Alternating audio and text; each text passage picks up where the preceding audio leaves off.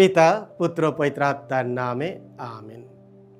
আজকে ঈশ্বরের বাণী আমাদের অহংকারের বিপদ এবং বিনয়ের অপরিহার্যতার কথা স্মরণ করে দেয়।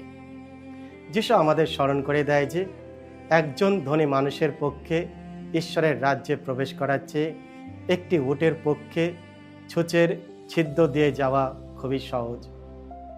স্বর্গের পথ কোনো চওড়া মহাসড়ক নয়, এটি একটি সরু পথ, যে পথে চলতে হলে প্রয়োজন বিনয়, অনুগত এবং দুঃখ কষ্টকে গ্রহণ করার মানসিকতা।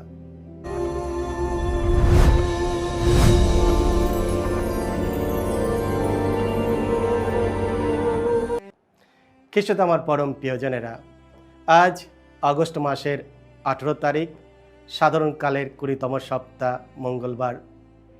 আর আজকে ডেলি মান্না ঈশ্বরের বাণী প্রতিদিন নেওয়া হয়েছে সাধু মতি রচিত মঙ্গল সমাচার থেকে 19 অধ্যায় 23 থেকে 30 পদ। এসে আমরা ভক্তিভাবে আজকের এই বাণীটি শুনি। একদিন যিশু তার শিষ্যদের বললেন, আমি তোমাদের সত্যই বলছি, ধনীর পক্ষে স্বর্গরাজ্যে প্রবেশ করা কিন্তু কঠিন হবে। হ্যাঁ, আমি তোমাদের বলেই রাখছি, ধনীর পক্ষে ঐশ্বরাজ্যে প্রবেশ করার চেয়ে কোনো উটের পক্ষে একটা সূচের ফুটোর মধ্য দিয়ে যাওয়াই বরং সহজ। এই কথা শুনে শিষ্যরা খুবই আশ্চর্য হলেন। তারা জিজ্ঞাসা করলেন, তাহলে পরিত্রাণ লাভ করা কার পক্ষেই বা সম্ভব? তাদের দিকে স্থির দৃষ্টিতে তাকিয়ে যিশু তখন বললেন, তা লাভ করা তো মানুষের ক্ষমতার বাইরেই। ঈশ্বর কিন্তু সব কিছুর করার ক্ষমতা রাখেন। পিতর তখন বলে উঠলেন, কিন্তু আমরা তো সব কিছু ছেড়ে এসেছি আর আপনার অনুগামী হয়েছি, এখন আমরা তাহলে কি পাব?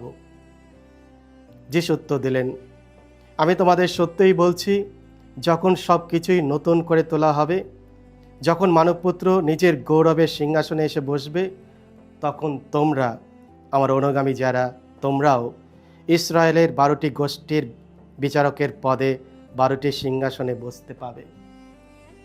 আর যারা আমার জন্য বাড়িঘর, ভাই বোন, বাপ মা, ছেলে মেয়ে, জমি জমা ছেড়ে এসেছে, তারা প্রত্যেকেই তার শতগুণ পাবে, আর একদিন তারা পাবে শাশ্বত জীবন। যারা এখন রয়েছে সবার আগে, তাদের অনেকেই সেদিন যাবে সবার শেষে, আর যারা এখন রয়েছে সবার শেষে, তাদের অনেকেই আসবে সবার আগে। এই হলো প্রভু যিশুর মঙ্গল সমাচার। প্রভু যিশু তোমার মহিমা প্রচারিত হোক। অনন্ত জীবনের সরু পথ। খ্রিস্ট আমার পরম প্রিয়জনেরা, জীবনে আমরা কিছু না কিছু ত্যাগ করে থাকি, কষ্ট করে থাকি, নিজের মঙ্গলের জন্য বা অন্যজনের ভালোর জন্য। ত্যাগ বলতে বোঝায় কোনো বৃহত্তর মঙ্গলের জন্য মূল্যবান কোনো কিছু ছেড়ে দেওয়া। তা হতে পারে আমাদের সময়, আমাদের সম্পদ, আরাম, আয়েশ, এমনকি কোনো সম্পর্ক। আমাদের ত্যাগের প্রতি ঈশ্বর কখনো উদাসীন নয়। হিব্রুদের কাছে পত্রে আমরা পড়ি, ঈশ্বর অন্যায়কারী নয়, তোমাদের কাজ এবং তার নামের প্রতি তোমরা যে ভালোবাসা দেখিয়েছ তা তিনি ভুলে যাবেন না। হিব্রু 6 অধ্যায় 10।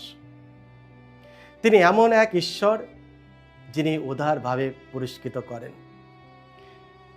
আজকের পবিত্র মঙ্গল সমাচারে যিশু বললেন, যে কেউ আমার নামের জন্য বাড়িঘর, ভাই বোন, পিতামাতা, সন্তান বা জমি জামা ছেড়ে দিয়েছে, সে তার শতগুণ পাবে এবং অনন্ত জীবন লাভ করবে। ঈশ্বর প্রতিটি ত্যাগের পুরস্কার দেন। ঈশ্বর আমাদের কাছ থেকে শুধু দাবি করেন না, তিনি আমাদের পুরস্কৃতও করেন। কোনো ত্যাগই বৃথা যায় না।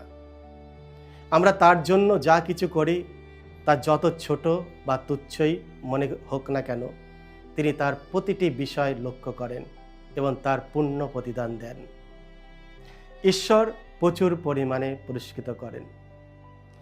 ঈশ্বর একজন উদার দাতা। তিনি যখন দেন, তখন পরিমাপের সীমা ছাড়িয়ে দেন। আমরা তাকে একটু দিলে তিনি আমাদের শতগুণ ফিরিয়ে দেন। আমরা তাকে যা দিই তার কাছ থেকে প্রাপ্ত অঢেল আশীর্বাদের তুলনার তা অত্যন্ত সামান্য। ঈশ্বর এই পৃথিবীতে ও স্বর্গে পুরস্কৃত করেন।